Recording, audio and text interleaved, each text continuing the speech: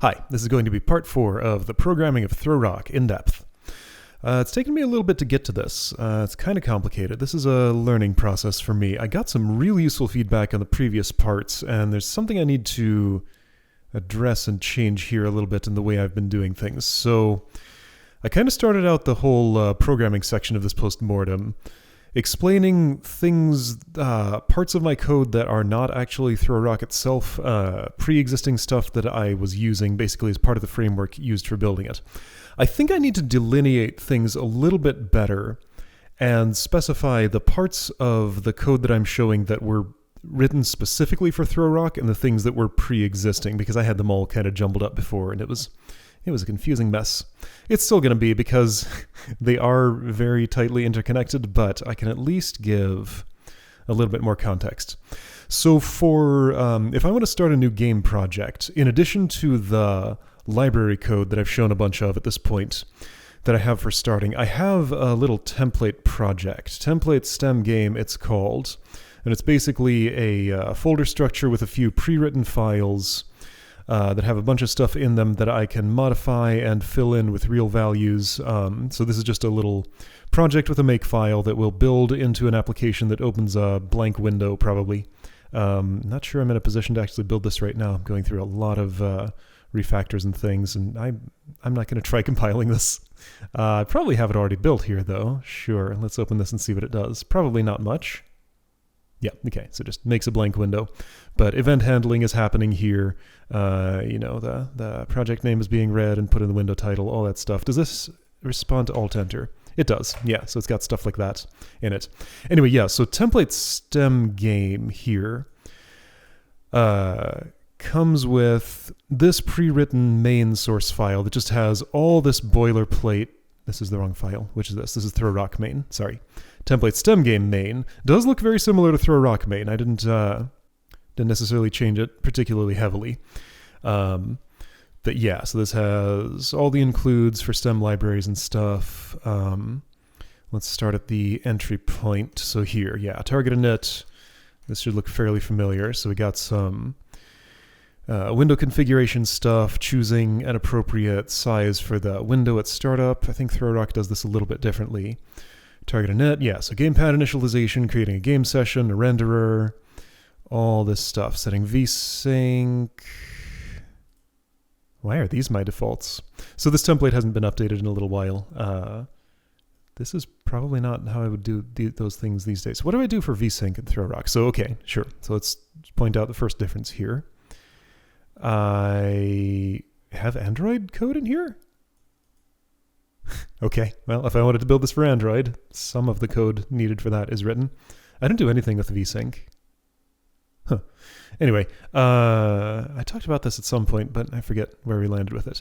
But yeah, so like vestiges like this that end up in the Throw Rock code base are because this is part of template STEM game. And basically when I started Throw Rock, I just made a copy of this directory in version control and went from there for changes. So some things got left over. But yeah, just having a starting point that uses my library to open a window and is ready to do input handling and stuff is just very handy for getting started. Anyway, yeah, so which main file am I in? This is Throw Rock. So this is template STEM game. Similar stuff. Looks like I just deleted the vsync section of that and did it. That's right, I don't use vsync at all in Throw Rock. I use a different... I set the draw throttle rate, so it's unsynced, but it throttles in a way similar to vsync. Right, we went over this. It's been a while since I did one of these videos. I'm gonna have forgotten things already. I can't wait any longer because I gotta get this done. Yeah, so I'm thinking I'll just go over like code unique to Throw Rock and leaving out all the library stuff. And if I want to go over that, that can be in a future something that's not part of this postmortem. So I'm trying to put this to rest now. Anyway, so template STEM game has this main file, which has target init, target configure that we've already looked at, callbacks, bunch of event dispatching and stuff. So audio, there's just an audio player that doesn't play anything here in the template. When the window is resized, it dispatches an event to the screen. Throw Rock has only one screen. Does it even use the screen manager? So Screen Manager, right, I explained this in like my tile editor and Audio Lab videos. Audio Lab is a good example of this, where there's the SFXer screen, there's the sequencer screen, the synthesizer screen, just different visual sections with different code organized on it. Yeah, ThrowRock just has the one game screen. Does it use the same event dispatch? So like my target resized, it does. Yeah, so this file will be largely unchanged. If I knew how to use my text editor better, I could do a diff here. I don't think I know specifically how to do that in specifically this text editor quickly and easily.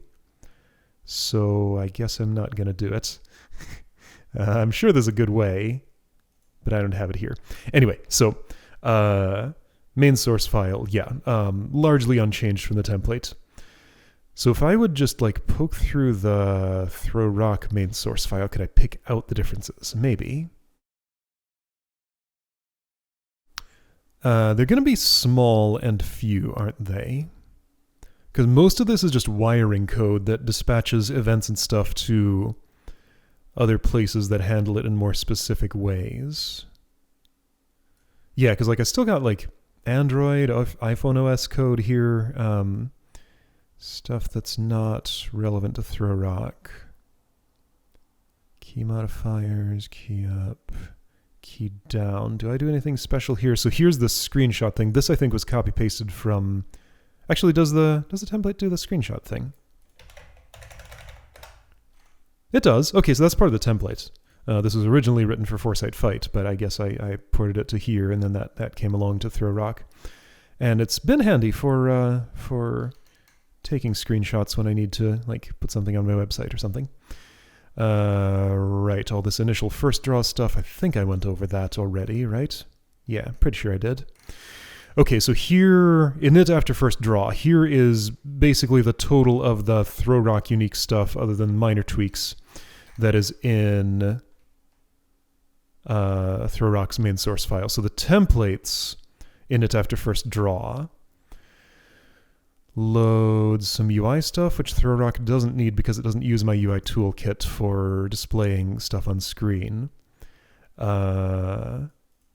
It initializes the audio player, which probably is still done. Creates a screen manager, adds a screen. So what does this do? So this does still do some of the same UI stuff, but it's a little different. Yeah, so I have a shader configuration, but it's not for UI toolkit. Minor differences. Not much to worry about, really. And then, okay, so I load the ThrowRock tile set here. I unpack it into a bitmap image and a texture atlas data. I waited too long since the last video, and I don't know where I left off from there. Did we go over this? Maybe? Maybe not. I'm not actually sure. But yeah, so the tile set file. Is there a good way that I can look at this? So here's template stem game, sure. If I go to tile editor,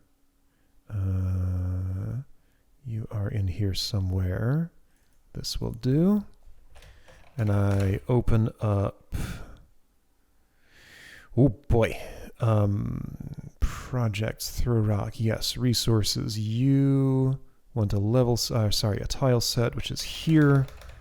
Yeah, so tile set file here includes a bitmap of these things, just in a texture atlas, and also the data of what their IDs are, what their names are, what their auto-tiling settings are, if any. So basically those two things, the bitmap and the texture atlas data. And those are bundled into one single file, so this loads the file as a bundle. This unpacks it into tileset, image, and data. Wait, hang on. What's this? Gtileset. Right, yeah, so the tileset, that's a global of type tileset. Wait, hang on. Texture.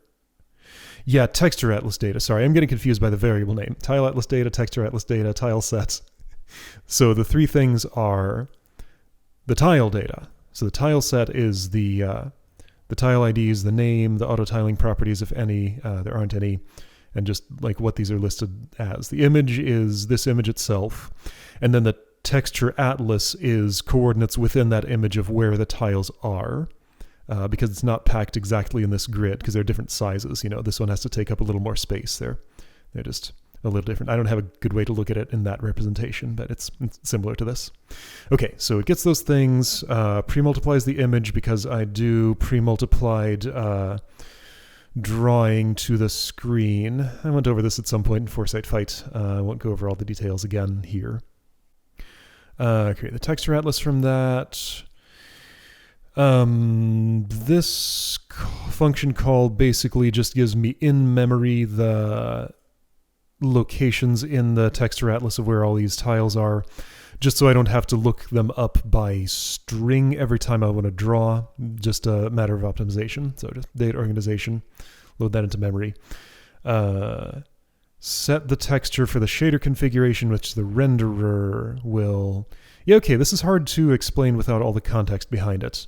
But basically this is telling my renderer that there is a texture with this identifier, well, the one that's returned from here, which the configuration for the shader that's drawing to the screen will know is at index 1 of the texture. And the shader looks at index 1 for the texture that it uses for drawing tiles once I submit the geometry to the screen. Clean those up and then do audio stuff. So this is all exactly as it is in the template, I think. This is to pretty much... Why are there 3 lines here, but there are 4 lines in this file? Screen Manager, Screen Manager Create. Did I do that earlier? I guess I must have done that earlier. Where did I do that? In target init. For some reason I needed it earlier. Oh, because there was some sort of... So I need to update my template. There's some sort of possible race condition I thought... Or... Yeah, so this does do a null check there. Because this can happen... Right, this specifically can happen, target resize can happen before target init under some circumstances. So I need to check if the screen manager hasn't been created yet before dispatching an event with it. But by creating it there, I can avoid the null check in some of these others or something like that. Anyway, yeah, so just a organizational difference. And here we go. Now I load the music, specifically the music used in Throw Rock here, and start it up. Why do I do that in this spot? I don't know. I remember going over this, so we talked about this already. Get the loop duration right. Yes. Okay, so I run my audio synthesizer on the loaded music file, and I find out how long the loop is because there's a little bit of residual audio after the end of the thing that needs to be mixed in when the music loops, so it doesn't have a weird transition in it. And that needs to be done while I'm initializing this. We'll talk about that more in a second.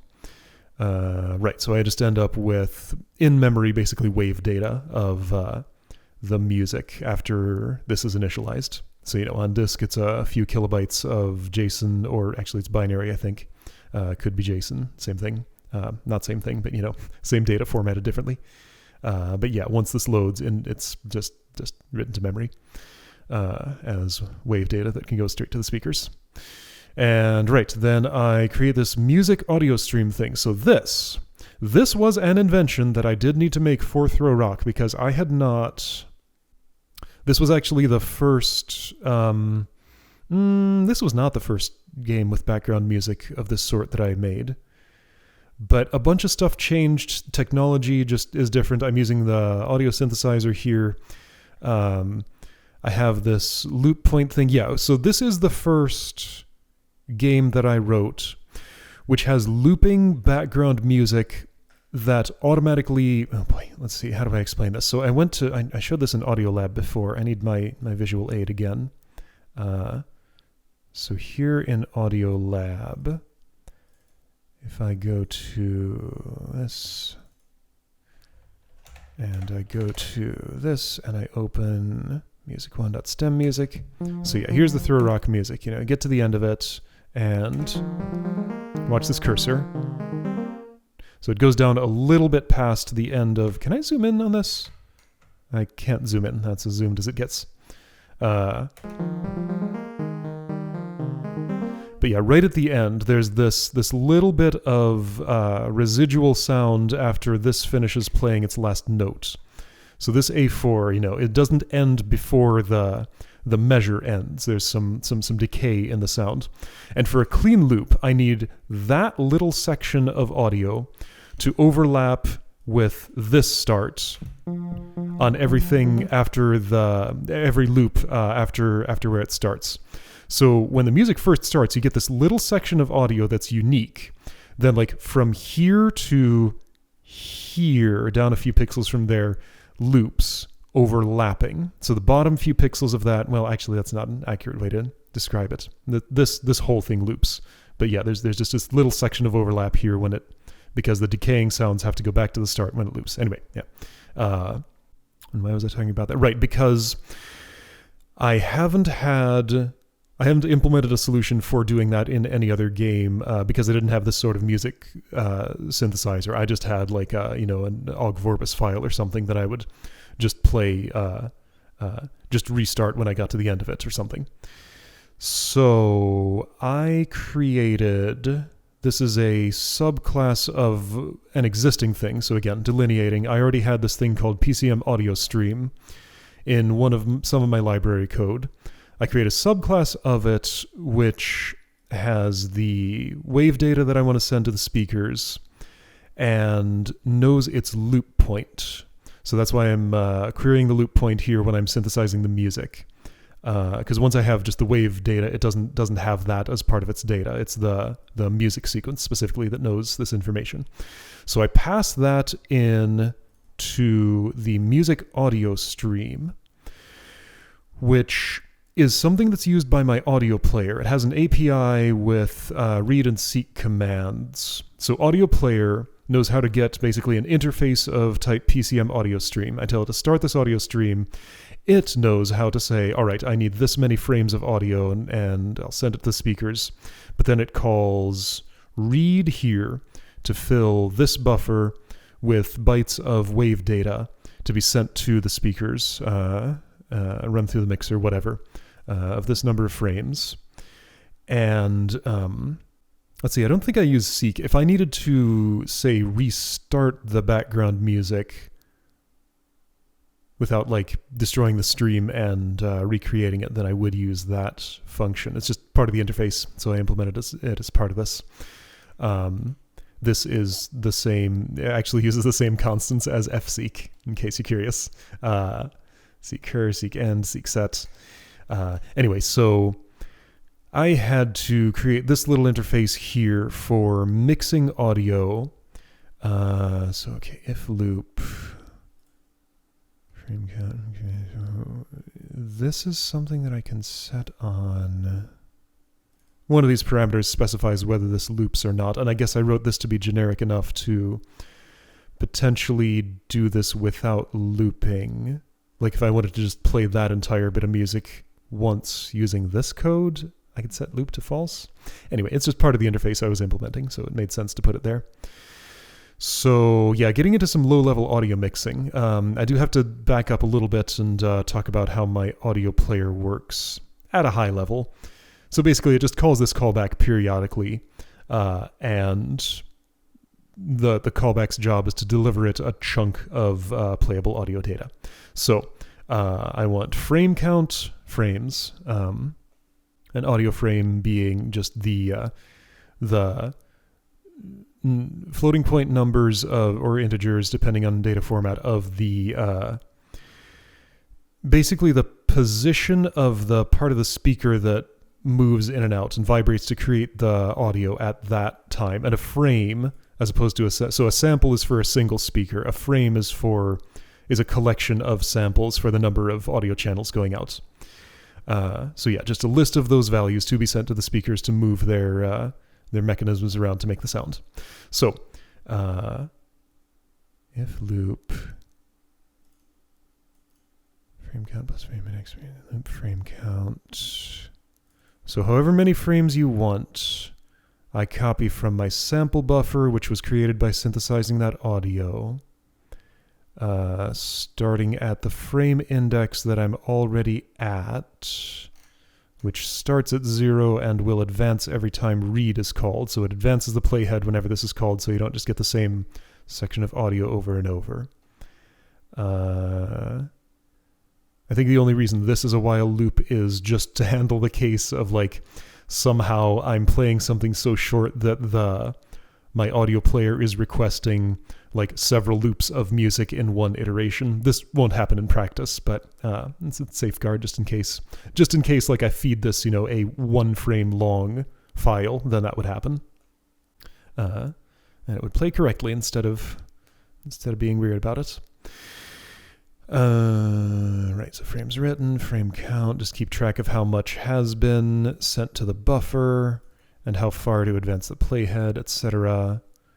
Frame count equals that. Well, frame count plus frame index. So there are 2 calls to memcp here. Right, because that just copies the audio directly, overwriting whatever's there. At a glance, I'm not sure I understand what this code is doing exactly. Like, here's the main one. This is what you always get to unconditionally. Like, copy to the buffer. I guess, yeah, like I was talking about, this is if you need to copy several loops before you get to the section that's... this is fine. Code could be a little better. It does the job. Yeah, so copy multiple loops if necessary. Copy the main section. Then if it has looped... Yeah, okay, so it knows it's looped by this invoking? All right, I need to engage the parts of my brain that I'm not currently engaging to understand what this is doing. So if this music, if the frame count plus frame index is greater than or equal to loop frame count, right, so if the amount of audio that's already been sent to the audio subsystem plus the amount that's now requested is greater than the length of the music loop. So like the entire synthesized length minus that last trailing bit at the end. Then I know I have looped once and I need to do a second copy or possibly more for that section. Then I do my write as normal. If I have looped, then I count how many frames are in that last little overlap section right at the end. So total frame count minus loop frame count. Yeah, so loop frame count is just the length of the loop. I set this up because I actually need to access the typed samples. So this only works with signed 16-bit integer types for outputting this, which is not how my audio thing is set up. Okay, so if I were to initialize audio player with a format other than int16, this code would not work. Okay, so this is not generic to different sample formats. Good to know. I would fix this if I wanted to use this for general use. Right, so then overlap frame index. Sure, yeah, the frame index that I'm at. So if we are in the overlap section, so at the, at the bottom of this, having looped, well, at the section at the top of this, that is the length of the decaying sound at the bottom, then I need to actually mix together, just with addition, samples from the beginning of the audio and samples from the end of the audio. And that's really all there is to it. Just add the sample that is the equivalent of here and here together. Just those two get added, and that's how the mixing happens. And it works. This was a little fiddly to get to work, but I'm kind of used to working in low-level audio mixing like this. It's how I like to do things. Feels real good. Anyway, yeah, so that was a new invention for Throw Rock, but it is generally useful, and I expect to fix stuff like this specific data type thing and use this in other projects. But for now, it's a Throw Rock invention. Okay, so that's everything in Throw Rock main. Where does it go after that? I guess it's going to be game screen. Is that the thing? Throw Rock game screen. Yeah, okay. So game screen, I believe that does exist, yeah, in some form in template stem game. The template one, what does it do? So when initialized, right, initialize will be somewhere in here. That's activate. Initialize will be somewhere up here. So this is almost like a second main file. It's just a little more focused on just what you see on screen during the game and the things that happen specifically there rather than the entire application altogether. Gets a game session, gets a renderer, creates a UI container. Do I still do that in Throw Rock? I think I might, just because it was easier to leave it than to pull it out of there. I do. Yeah, even though this isn't used for drawing anything, it was more convenient to leave it. So technically this could go away and I could clean up the code to not include it. One of these days I'll do that. Right, so this creates a render layer. A render layer is just a collection of renderables. Yeah, so this is an organizational object used in my renderer. So if I had a bunch of different things that needed to draw a collection of 2D or 3D objects, those collections are called render layers. Does this ever get more than one thing in it? List renderables callback. I don't want to go into too much detail about my renderer right now because that's going to be a separate video thing. And also it is very much in a state of refactoring right now. So the code that I'm looking at here is a little out of date in terms of how the renderer actually works these days, but that's fine. That's why I want to do this now, because things are getting out of date already with the Throw Rock code, and it's hard to keep track. Right, okay, so I have up to 2 renderables. That makes sense. So basically, render layer lists the things I want to draw to the screen. I already have this open. Go back to that in case I want to reopen this. Here. So there are 2 possible renderables that can go to render layer. One is the one that contains everything you see here, and the other one is what contains the pause menu overlay, which would include this little darkener and the text on top. So the pause menu is a separate entry in the render layer. Not its own layer, which might be confusing, but it's a separate renderable. Okay, so we were at init. And whenever a frame is drawn, my renderer subsystem goes through everything. Okay, no, actually it calls a callback that I provide in the renderer layer. So this list renderables callback is called every frame to tell the renderer what to draw. It does include anything in that UI container, which is always empty because I never add anything to it. But if I had UI elements, they would automatically get added by this. Again, it was easier to leave it than to get rid of it. I could just do that and nothing would change in the game. So I probably should. Well, I should probably just get rid of this entirely. Anyway, but then it always adds the main renderable, which includes the tiles and character and cursor overlay and stuff. And if it is currently paused, then it adds the renderable of the pause menu. So it's a brief overview of that. And then the actual renderable itself that has the game tiles and stuff in it is created here. So this, again, is an organizational object. It's kind of like a render layer, but this is, a sub-object of render layer, which gets has a callback called on it similarly. And yes, it draws triangles. And this callback, I did go over this in the graphics episode. This callback fills the vertex IO, which is how I communicate the geometry that I want OpenGL currently to render. Might have a different underlying graphics API at some point, but right now it's OpenGL. Fills vertex IO with the geometry of, here's a quad with these texture coordinates that represents one tile in my game. And yeah, we went over this in the graphics episode.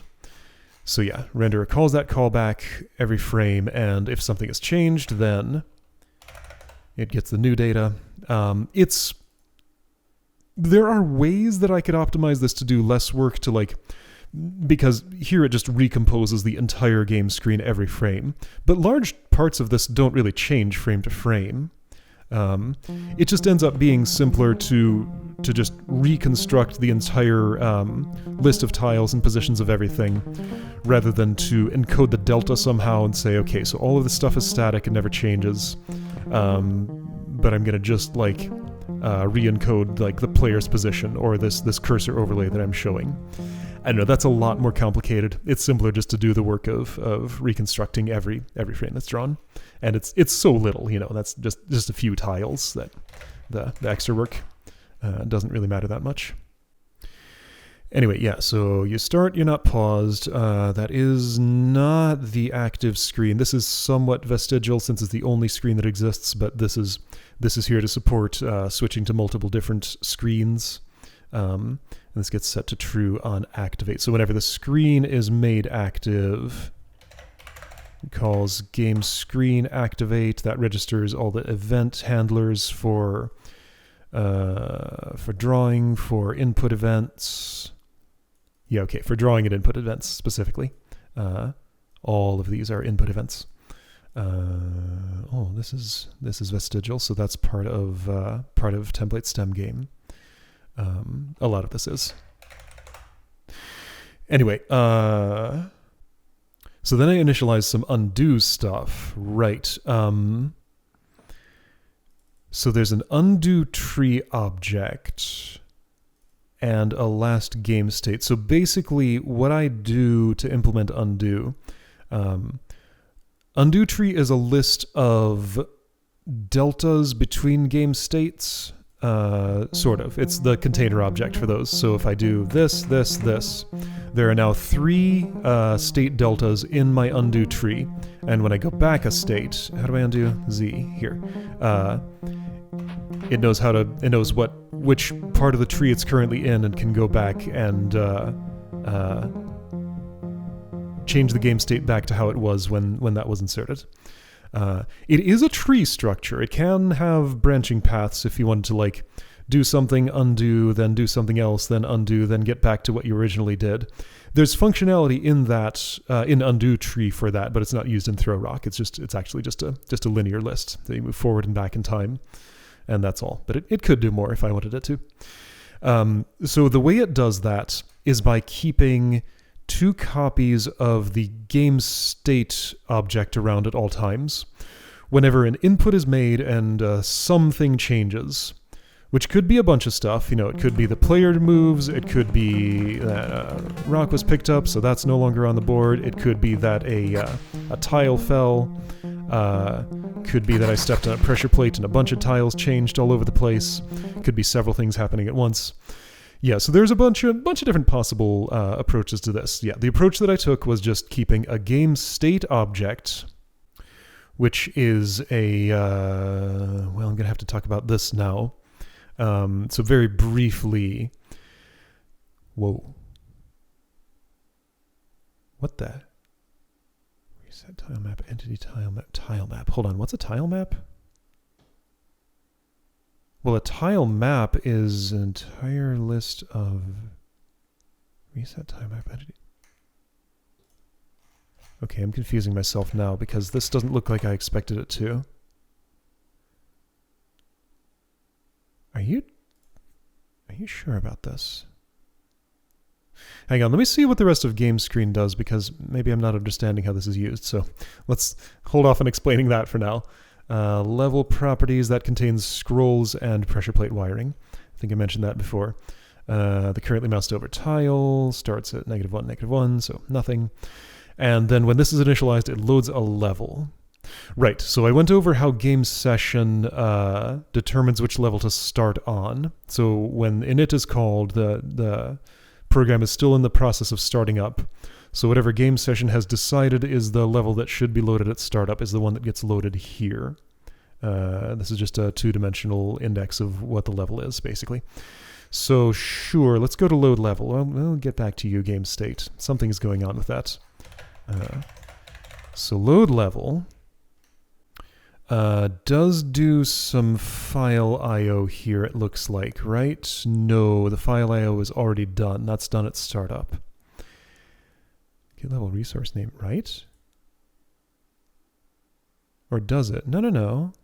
It does file I.O. So every time it loads a level, it does get it from disk. Get level resource name. Okay, so this is get level resource name. Yeah, so I have this file here, which is a bunch of data of like what level is where. Level secret count, level secret depth. The resource name, human readable name. Yeah, so resource name is that, human readable name is this. And then no, this is just the names of things. Hold on, what? Get level resource name. Okay, yeah, so this just takes the two-dimensional level index and returns the string that identifies the file that I want to load. Okay, sure. So I want to see...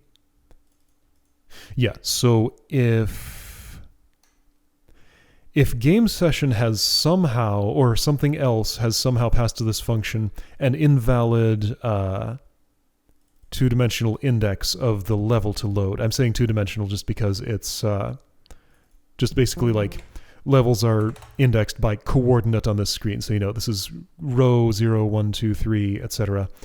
Column 0, column 1. So, you know, row 8, which, you know, it says 9, 1 index, 0 index. Row 8, column 1. Row 9, column 2, if you want a 1 index, is ice keep, you know. Row 8, column 0 is shooting range, etc. But if you tried to load like row 7, column 1 or something, for some reason, somehow, this error handling would go off, and it pauses it. For some reason, there are reasons for this, I think. Yeah, so if you try to load an invalid level, the game gets paused and it just loads level at 0, 0, which is intro. Or says it's going to. Then down here it actually loads it. So the level files, it looks like... Audio Lab, I want this. Yeah, so for each one of those, there's intro.json and intro.tilemap. Interesting, I kept those as separate. Yeah, I know why I kept those as separate files. It's just easier in the time that I had. So this is the level properties, has the, again, scroll text and pressure plate wiring in it. And the other one is the tile map, which we've gone over a reasonable amount of times. So just how the tiles are laid out in the level itself. So it gets a layered tile map, right, because those have multiple layers. There's one layer for the player and scrolls and rocks. That's the entity layer. Is there anything else in the entity layer? I think it's just those three things. And then the other layer for the level tiles themselves. So yeah, 2 layers exactly. This was not invented for ThrowRock. This is part of my tile editor code that came over. So layered tile map is just data structure that keeps the raw tile data nicely organized. So anyway, then I parse the JSON file that we just looked at a second ago, this one, and create a level properties out of it. If I already have one in memory, I get rid of it. If I don't, I don't bother. So yeah, level properties, create with JSON. So level properties here, create with JSON just calls init with JSON, gets a, JSON node. This is part of my library code for parsing JSON, not invented to ThrowRock.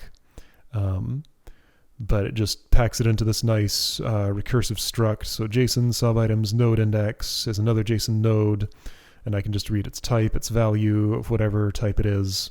And yeah, that just walks through the data structure and parses scroll text wiring into memory into this data structure. So list of entries, each one is either of type property scroll or property wiring. And here in a union, I have either scroll text or this other struct with targets and how they're wired. So wire mode is just open close toggle, and then it's just a position. So that's pretty simple. And then that'll be used later for state management. Oh, right, and the render target thing. Yeah, so when I load a level, I automatically adjust the rasterized size of the game window to match the size of the level. So if I had variable size levels, this just automatically handles it. And like I showed in the level episode, I did actually have one of those in, was it version 1? I didn't release it this way, did I? It was, what's it called? Torch? I think Torch is the name of the level. Whoa, how long has it been since I played this game? Torch, yeah, level 8. This one, either at release time or shortly before, in the set of levels I looked at, there was a column missing, and this was a little narrower than the other levels. So it just automatically adjusts the rasterized size of the thing to whatever the size of the tile map is. Yeah, so render target set size, tile width times tile map data width, tile height times tile map data height. That's just pixels, and this is tiles, right? So, and then update the projection matrix if necessary, because the renderer needs to know how to transform that, because otherwise you just get this in the lower left corner if, like, I'm loading a smaller level than this one. So that has to resize separately from the render target. Does it? Can I just draw the render target with a size that's like 1 wide, 1 tall for the window and let this... I don't know. I'm sure I have my reasons. I don't currently know what they are, though. Okay, so then I create a game state. All right, you're going to be important. I'll punt on explaining that for a second. So I create a game state and I copy it. So 2 copies of game state at all times. Dispose the undo tree if there already is one. Create a new one. So every level loaded starts at the beginning of the undo timeline, of course. I need to keep track of where the last player position was for visual interpolation. Same for whether it was elevated. Right, so yeah, this is visual stuff. And then I write to the game session that this is the level that we're currently in. Yeah, I do need to tell it, even though that information, it doesn't always come from game session. This function is called from multiple places in this file, not just init. Yeah, so when I load the next level, it has to load it, and then it says, hey, game session, I'm here now, in case you need to know. Because that's what saves to disk, like the player's last... Well, but that's not saved. Is this necessary? Do I ever read this again except at startup? Let's see, so game session, current level index. Set level secret clear. Oh, no, the reason for that is this is just where it's stored. Game screen doesn't know what level it's on. It loads the data, but it doesn't keep the actual index and secret depth. That's just stored in game session. Okay, so this is just where it's kept. Sure, that's fair. Okay, so game state. Let me unconfuse myself. Or hang on, is there more I need to look at in init after load level? I think that's the last thing in it. That's the last thing in it. Okay, yeah, so game screen is initialized. So game state. Tell me about you. So I create it with a floor tile map and an entity tile map. Those are the 2 layers I was talking about before. Level properties, that's the JSON file with the wiring and scrolls. A callback, hold on. So that's in load level. That callback is set to update tick callback. Whoa, what did I do?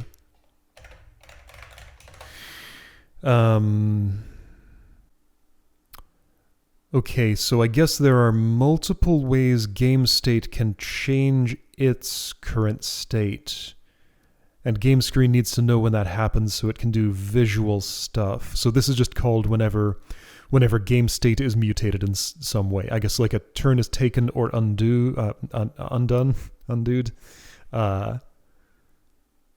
And then this is told about it so it can do visual stuff. But then it also adds an undo node. So I guess that's only for forward movement?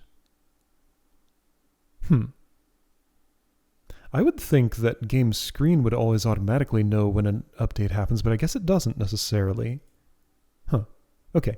Anyway, that's fine. So yeah, game state when it's permuted just calls back to game screen for something. So I get this reset tile map, a copy of the floor map, a copy of the entity tile map. I guess I have a reset function in here. Yeah, I see. Because I can undo a reset, that's just a normal state change like any other. So when game state is created, it copies these two. I'm seeing some unnecessary copying here that I think I could minimize. Because I have a copy of the game state, then the game state itself has a copy of its own subdata. Okay, well, I'll think about that at some point. I think that was a problem that I was aware of, but just didn't take the time to solve during the game jam. Tile map, copy, reset tile map. So 2 copies. That's fine, just because it doesn't want to take ownership of what's passed to it, doesn't it? Okay, yeah, so now we're just getting into memory management and stuff. Let's not worry about that. Anyway, yeah, so it has the floor layer, the entity layer, and then, yeah, so original floor layer, original entity layer, current state of floor layer. And current state of entity layer doesn't need to be kept because that's not actually operated on. Those get turned into a different data structure. That's just a way for me to communicate from the tile editor. Here, let me just get this open in another window because apparently I want to be able to refer to it often. Tile editor is in tools. Tile editor. You are here. And I need the tile set open first. Then I can open a level, like say this one. Yeah, so, right, so this layer is just so that I can set down the positions of player and, where's my tile palette? Oh, it's here, right, yeah, this application has changed since I was last looking at it and I forgot what the changes were. So this is how I select my tile now, instead of a thing over here. Can't do that. That's illegal. I wonder how this code handles it. We'll probably see in a second. But anyway, yeah, just so I can position my rocks and player start position and scrolls. But then this layer of data is just discarded after the level is loaded because I don't need to keep it around. I only need this one and the entities in memory of their positions. Anyway, so the level properties, oh, it does take ownership of that. Wait, really? See, now I'm confused. Do I have a memory leak here? Because when I load the level, where's my game state? There's my game state. No, it disposes this. This is the only call to game state create, I think. No, I understand why that is, because this is some... Alright, it's complicated, but anyway, no memory leak, just some weird copying it feels inefficient and might be. But that's fine. Anyway, so I start with no entities, but then I parse through the entity tile map to initialize them. Yeah, so I don't know where the player is, I don't know of any scrolls or rocks. So set those to 0, then call init entities. So look at the entity tile map, go through every tile in it. If there is a tile there, it's something other than the blank space. Then right, so if it is the player, right, so here's the handling for multiple players. I have this print to standard error, okay, so it just takes the first one. So if I had placed another player here, this would be the position. If I had placed an extra player here, this would be the position. So just first in reading order is the one that's taken. Then it complains to me on error output, which you probably won't be able to see that there are multiple in the thing. Anyway, yeah, so just create the player entity at that location. And it gets a reference to the game state because it needs to know about that. Then if I find something that's not a player in this else, I resize the entities array by 1, and in the last entry in it, I call create game entity. So I give it a location, and I give it the tile ID at that location. So create game entity understands only tile ID rock and tile ID scroll. So if it's one of these, if it's not one of these things, the game crashes on purpose. Funny, I made that insert instead of this. That could have and probably should have been. Anyway, so if it's a rock, that's very simple. I just create a rock at that position. That's all entity rock needs to know about. Doesn't have anything special. Scroll, on the other hand, needs to know its text. So I look through my level properties entries at that position, try to find one that is a scroll, and use that scroll text. Okay, so the handling here, if hypothetically, here in this file, I specified multiple scrolls at the same position, it looks like what would happen, I'm in game state here, it looks like what would happen is it would find the first one and stop searching. So you wouldn't get hello in this case, you would get mouse over mechanisms to see wiring. Okay, that's reasonable. It just doesn't look for any more than the first specified. Okay, then it creates the scroll at that position with that scroll text, because entity scroll takes an extra creation parameter. Okay, so that's how that is. Make sure you have found a player, like make sure there isn't it's not a tile map that's just devoid of player sprites. So again, that's a crash on purpose if that's not there. We haven't completed the level because we just loaded it. Haven't gotten the secret of the exit either, which is part of level completion, something. Okay, so that's game state initialized, or at least the data structures of it. And then I make a copy because I'll be comparing these two when a state change has happened in order to determine my undo delta to go in the undo tree. Okay, sure. Then what happens? After init... Right, so init is invoked from main, here in init after first draw. Where is it? Here we go, game screen create, that calls init on the inside. Then we add it to the screen manager and we set the screen to that, and that's the only screen, so as this facility could be simplified if I wanted to. I didn't want to at the time. So setting that as the current screen, will, inside Screen Manager, call the activate function of this is game state, sorry. We'll call the activate function for the screen. This registers all its event handlers, so whenever there's a draw event, it's dispatched to the Screen Manager to the current screen, and all these input events for mouse movement. Yes, I use mouse movement for this thing. I don't do any like mouse ups or downs.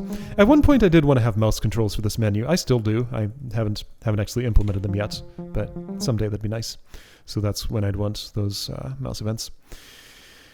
So it calls activate, registers for events, frame count equals 0, active equals true, redisplay. So this just says, hey, there's stuff to draw, renderer. Actually shell, when you get around to your next run loop iteration. Please call my draw callback. Then in main here, when target draw is called, it will dispatch a draw event to the screen manager, which dispatches it to its current screen, which is game screen. Here I've registered the draw callback. Okay, yeah, so here's where things start to happen after that initialization. Is it, though? Wait, no, where do I update the game state? I don't, because there isn't periodic stuff that happens in this game. Right, yeah, it's a stepping game that only updates when an input is made. So the draw function updates nothing because it doesn't need to. There might be interpolation happening, and when I call... Sorry, this is all very indirect. Yeah, I do use the draw event, that's right. Yeah, this just tells the renderer to do its thing. Nothing we need to look at here at the moment.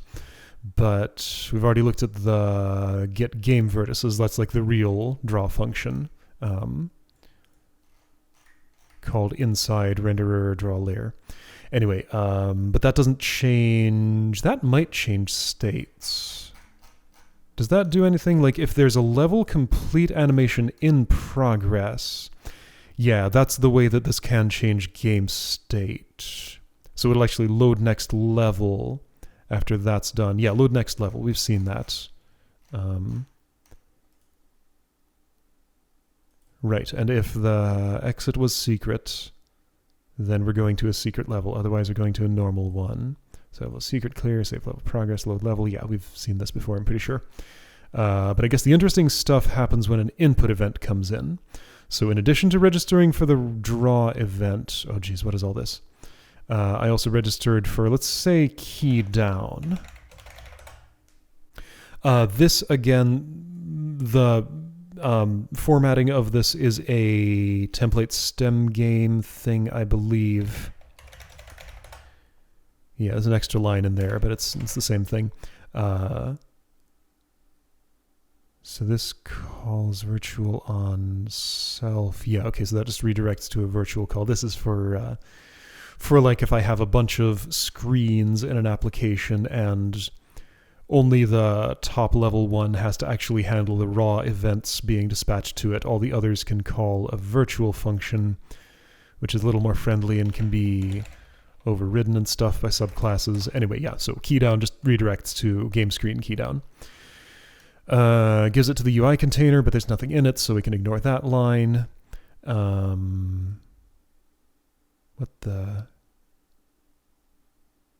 Okay, yeah, so if the UI toolkit that doesn't do anything hasn't handled the event, so it hasn't, so this condition is always true.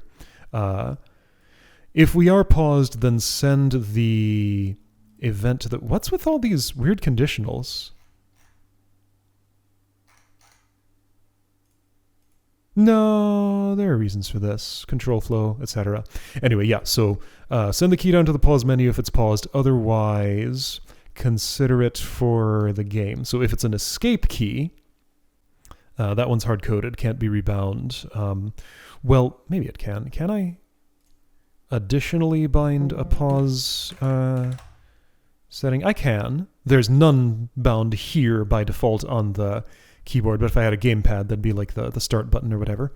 But escape is always pause menu, even if you assign it to something else. Actually, I think you can't. I think in my control configuration menu, it just doesn't respond to trying to set escape to something else. That'll just like cancel the key configuration. Anyway, yeah, you can always press escape to get to the menu. If it's paused, it unpauses. If it's unpaused, it pauses. I do check for repeat, so I can't just hold escape and toggle pause over and over. So holding escape, yeah, it checks for repeat. Great. Okay. Right. So if I'm in the pause menu... Wait, what?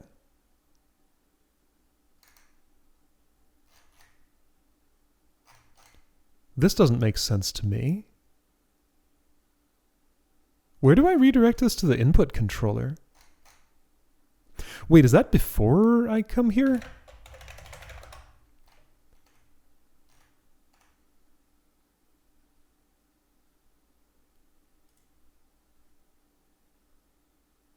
No, it's after. This makes sense. Yeah, so so game screen gets first pick of the key event. So apparently the highest priority thing in here is sending key downs to the pause menu. Okay. And then these special keys that are handled for the pause menu. Why is this action down? That's different from key down. Hold on. Pause menu key down. Call virtual key down section. What the heck?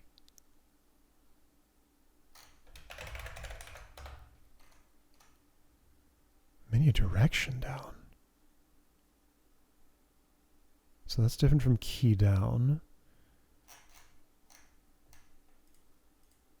Section index. Hang on. Pause menu section. has separate handling for a key press and an action, which, yes, those are separate. An action could be a key press or a gamepad input. A key press is only a key press. But do any of these actually use that?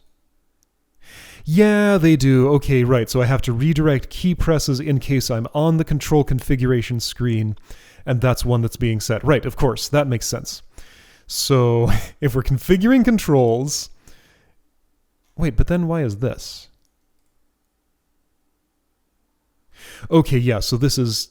So no matter what your control configuration is set to... This is confusing. Action down, input left. Key down. But key down doesn't redirect to action down. So if I press the left or the up arrow key or whatever in the menu, unless I'm in the control configuration trying to assign up arrow to an action, this won't do anything. Okay, confusing, but sure. Then it's separately handled down here. So I've pressed an up arrow or something. The pause menu is up. And I tell it that the action of input in the up direction is currently being activated. Oh, this is confusing with all the ups and downs that mean different things. That's fine, whatever. And then action means two different things here. Oh, I'm confusing myself with my own code. Wait, undo. Undo? I guess that just goes back a screen, probably. Yeah, that's how it is. Okay, yeah, so basically accept, cancel, up, down, left, right. And these are hard-coded just so that those keys will always work no matter what you've set your keyboard configuration to, because I want the pause menu to be able to get to the keyboard configuration screen even if you've messed stuff up and be able to reconfigure. So then... Let's say none of those handles went through. Okay, so this only redirects to the pause menu. This has nothing to do with gameplay. This is pause menu only. Just because pause menu is owned by a game screen, it has to do all the redirecting to that. So this will usually return false. When it returns false from this dispatch, that return value gets coalesced by you, and if any event handler returns true, this is true. But if none returns true, that's the only one registered. So you'll get a false. If not handled and does not repeat, and what the?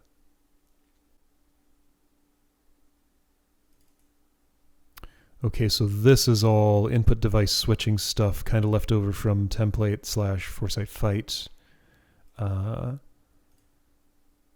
I haven't looked at this code in a while, so that's why I'm kind of... Oh, geez, this is in here? Okay. Whoa. Never mind all this. The important thing is it calls key down on the input controller. Input controller uses that input map that we looked at before, which is set up with all these defaults, to say that, yeah, let's say it was the left arrow key. It translates that into input left, and calls the... Hang on, do I need to look at anything more in here? No, this is all just input device handling stuff, active input changed. Cursor hiding, sure, that happens. So when I make a keyboard input, the cursor goes away. Sure. But anyway, yeah, so the important thing is input controller gets the key down fed to it. And if that matches a current key binding, that will result in an input controller event action down being dispatched to this event dispatcher. There are two different things here. Yeah, there are reasons for that. Two different ways of specifying this event ID. There are sort of reasons for that. Not good ones. I should change that. Anyway, yeah, so the interesting stuff here happens in action down, and action repeat, and action up. Speaking of repeat, there's some code repetition there. I guess that's just because I want some things to do something on repeat. Yeah, I don't want holding the R key to keep on resetting the level over and over. Just do it once. Anyway, yeah. So action down happens. Let's say it's a move left action. Right, so if I'm currently in the level complete animation, I just ignore all user inputs and don't do anything with them because that just needs to complete before it'll respond to it anymore.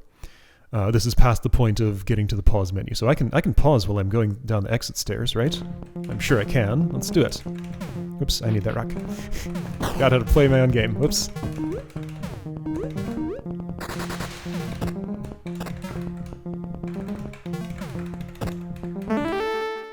Oh! It completes behind the pause screen. Okay, so that's what happens. Huh, so the level animation doesn't pause. It should. All right, I'm going to consider that a bug. I mean, it's okay that it does it that way, and I guess it, like, synchronizes with the audio better in theory, but the audio should pause too. The sound effect, I think? Like, oops, neither of you are throw a rock. Alright, now the current sound effect finishes playing. So I guess that's... I don't know. I could choose not to consider that a bug, but I'm going to choose to consider that a bug. I think I would rather the sound effect continue, the animation stop until unpause, and then when I resume the game, the animation would finish, maybe silently, and it'd go to the next level. Okay. Interesting. Anyway, yeah. But this isn't the part of the code where that bug is caused. Right, so separately, there is also like a gamepad has a pause button on it, bound to some button or another. So I have separate handling for unpausing if I'm paused, and that type of pause input has come in, not the escape key specifically. Otherwise, the pause menu gets this input, the action ID of whatever this is, up, down, left, right. Right, so there's action and there's undo, and those are what the pause menu interprets as accept and cancel, of course, right. So if we're not paused, then check if this is left, tell the player to start moving left, X negative. Check if it's right, tell the player to start moving X positive. If it's up, Y negative. If it's down, Y positive. Okay, so down is positive in this coordinate system, positive Y. That's an arbitrary choice, and that's the way that I made it for this particular case. If it's the action key, then, right, the move axis of action starts happening. That's either picking up a rock or holding to prepare to throw a rock, or putting down a rock. And then there's the wait button. That one talks directly to game state. Yeah, so when the wait input comes in, I tell the game state to update its thing. And what does update its thing mean? What was that called? Update tick? Yeah, we can go through this. This is pretty simple. So just call update on every entity that has not been deleted during the course of something. I just keep it in the list so that I can clear the list at a specific time. So that just makes sure that things make sense. Yeah, so go through the entity list, update the player last, apparently. And yeah, so these are just like entity player, update tick. Does that do anything? Yeah, okay, so when a turn goes by, I know I haven't just picked up a rock. That's just to do with the throw and pick up controls. A rock, when updated, this is a stationary rock. A flying rock, when updated, does a bunch of stuff. We'll go over that later. It flies to a new location and does whatever effects need to be done there. So we were on game screen here. Yeah, sorry, we were on game state, update tick. Then after the entities are all updated, right, if any of them have deleted themselves or others, like for example, the player picked up a rock on the ground, then that one needs to be deleted. Just list management here. And then it calls the callback that was installed for game screen to let game screen know that a turn has gone by, and you should add something to the undo timeline. If it's the reset input, play that sound effect, sure. Reset the game state, which means dispose the current state of the floor tile map, create a new one from a copy of the copy that was at initialization time, the pristine state, how the level starts. Dispose all existing entities and the player. Reset the entity list to nothing, and just reinitialize entities. So just like recreating this, except the game state object itself stays around, but all of its state is reset. Another way to do this would be to just throw away the game state and create a new one, but then I'd have to keep around the initialization objects here that I used to create this in the first place, and that's not the way I chose to do it. Right, and add undo node so that reset can be undone. Oh, interesting. When I reset, I set the mouse over tile to this. Why do I do that? I probably have a reason. Huh. That feels like it shouldn't be done, because if I have my cursor hovering over something and I press reset, I guess I can show the behavior of that. So I'm here, I press R, and yeah, it unhighlights until I move the cursor again. But like if I'm moving my character around, oh, I can't tell the difference. Because when the cursor hides, the highlight goes away too. So this is indistinguishable from just the normal, you pressed a key and an action was taken and the cursor hid itself. So this line does literally nothing. Okay, so I could delete it, I could leave it, it doesn't make a difference. I mean, I should delete it, certainly. So I will.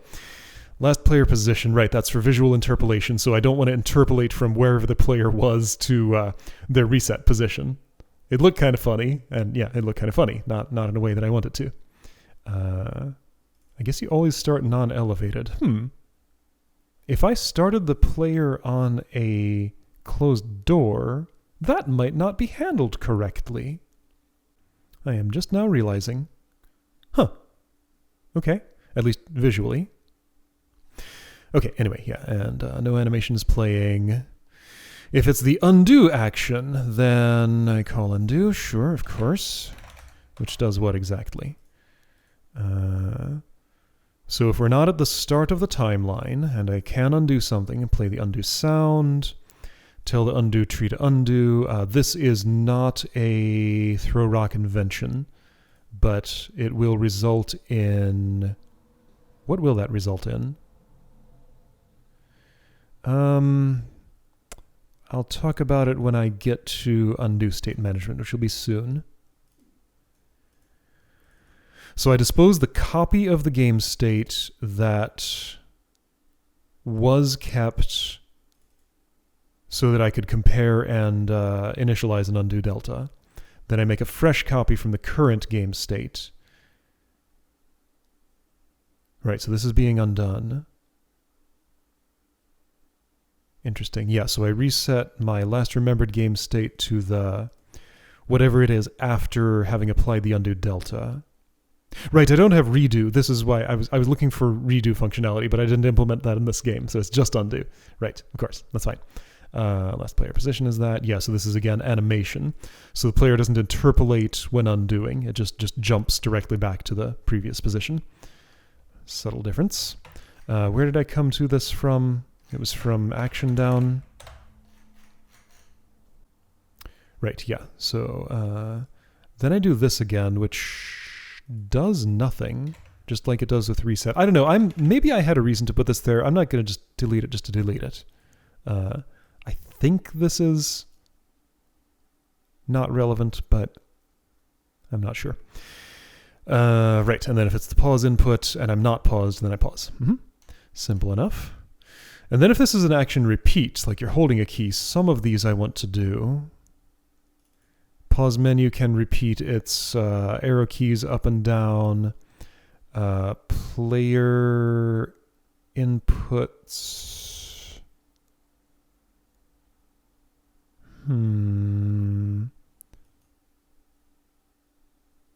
This actually doesn't make sense because I have a different repeat mechanism for this, I think. Do I? Hold on, entity player. When I start that input, I think I'm going to have to cover how this stuff works in a future video, but I just want to look real quick. If changed, else.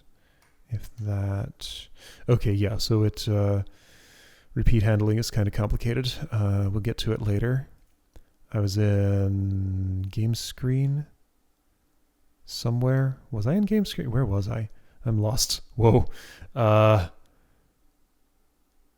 Wait, how did I get where I was? Start input. Right, yes, I'm in game screen. I'm looking at the differences between action repeat and action down. The main one looks to be that reset is not handled by repeat. So yeah, you can hold the wait key and keep on waiting. You can hold the undo key and keep on undoing, but you can't hold the reset key and keep on resetting. Or pause. Okay. And then when a key or gamepad something that's bound to an action is released, then pause menu stops cycling through its options if you're going up and down in that or whatever. Player stops moving in that direction. Or right, so when I stop input on, for example, the action command, if I'm holding a rock, that's when the rock would be put down, but we'll look at that later. Yeah, so this is like the negative edge on the rock action. Or if I was inputting a throw, then I release that, the throw would go off, or would cancel if I've input it that way. Yeah, so there's a bunch of stuff that's going to happen here. All right, yeah, so that's how the inputs happen.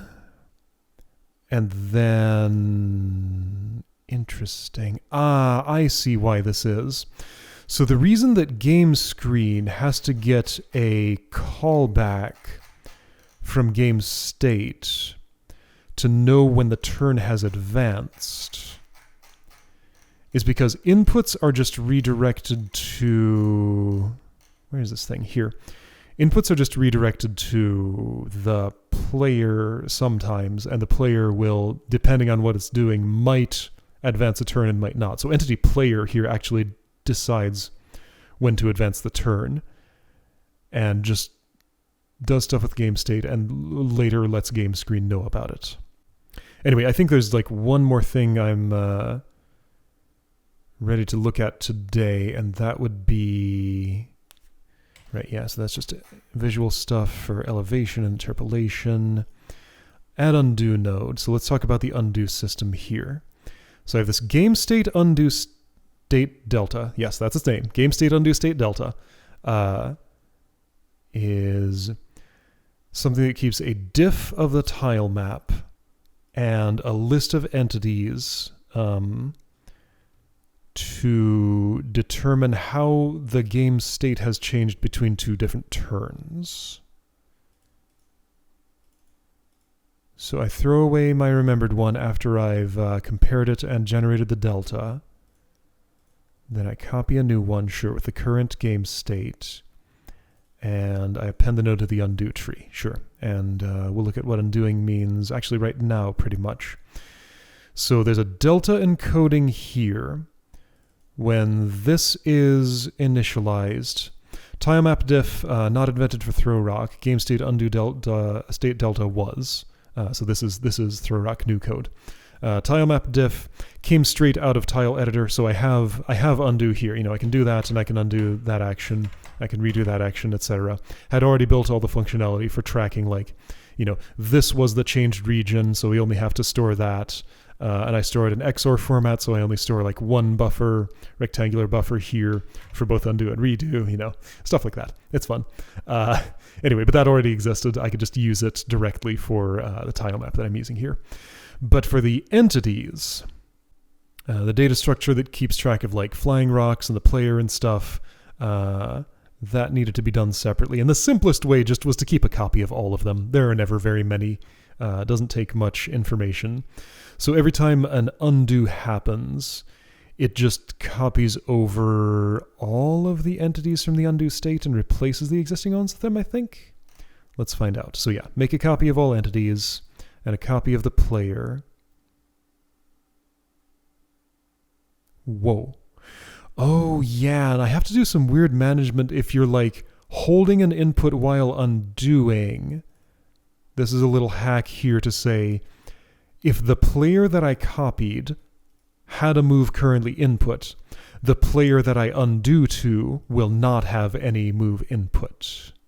And there's some weird behavior with how this is. It might not feel right. Let's see what it feels like if I undo while holding an action. So I'm going to hold down and then tap the undo key. So I kept on moving down. So I can make the two fight. They're repeating at the same rate. I'm holding down and undo at the same time. Okay, well that works as expected, but there's something to do with, like, let's see, if I hold the pickup key, then I undo, I pick it up again. If I do this and then I undo, then I pick it up. Okay, so that's weird. So I'm holding this, I do that. I don't know. Anyway, it seemed to hold up okay there, that cursory test that I did to it, but there might be some stuff weird with it. Anyway, what's this for? If I need to make a delta that has nothing in it, why would I do that? I wonder if I ever call this function. I might not. So when I copy, sure, that's just a copy function. Right, so inside undo tree, so undo state delta is an interface that has a virtual revert function on it. So that gets called when I tell the undo tree to undo a node. So this gets called, and this is what mutates the state to put it back to the way it was when the undo state was saved. So again, tilemap diff already existed, just it does an XOR on the diff that it has and puts the tile state back to how it was. Yeah, okay, so I just dispose every entity in the game state, including the player, and just recopy the ones that are recorded in the undo state to set their state. Okay, so this is extremely simple. So yeah, just copy a chunk of memory back over the rectangle that's changed in the tile map, essentially, and then delete all the entities and just make a new one. So I'm making a new player every time I undo. That's fine. That's a simple and easy way to make this work. It's a little inefficient, but it's for such a small number of things that inefficiency is just completely irrelevant. Okay, so that's how undo is implemented. Boy, that's very simple. That's all there is to it, other than the structural support from how undo tree works, and that's library stuff that was not invented for Throw Rock. Anyway, so I think that's covered most of game screen, maybe all of it. We did a lot of this when I was talking about graphics. Right, when I background the application and resume it, then wait, hang on, resume callback. No, that's resuming from pause. Sorry, that's different. Wait, what? So that's when the pause menu tells me that it should go away? Yeah, because game screen keeps the state of whether the pause menu is up or not, and it needs to know when the pause menu needs to report that it goes away, because it can be dismissed in other ways. Okay, sure. Level select callback, right, pause menu stuff. Oh boy. Yeah, I'll talk about that pause menu eventually. Boy, this is a lot of code to go through. I'm trying to go through the entire code base. Yeah, so all of this, well, not this part, but all the rest of this is template stuff. We went through that, went through this. This is template stuff pretty much. Register for events, unregister when the screen deactivates, which never happens in Throw Rock. Event handling flow stuff. Right, yeah, sure. Mouse over tile, on mouse moved. Event handling. Key down that we looked at, key up, sure, same sort of thing. Modifiers changed, does nothing. Right, and then I forget which subsystem does this, but somebody pulls game screen to see whether a redraw needs to be queued up. So if no animation is happening, and the level is not currently in the process of being completed, and the UI container that contains nothing doesn't report that it needs to redraw, then no redraw happens. So I'm not just constantly redrawing the window every single frame if nothing needs to be redrawn. So anyway, all right. So that covers game screen at least, and parts of game state. Did I cover all of game state? Is there nothing more in here, or a tiny amount more that I can cover?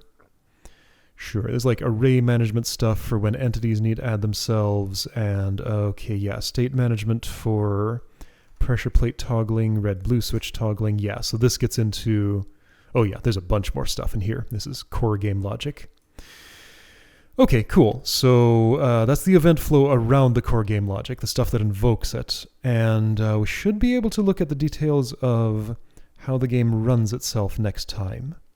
I think that'll work. All right, yeah, this is a lot to go through, but it's kind of fun to look at it in detail. I learn a new thing every single time. All right, I'll see you next time for core game logic.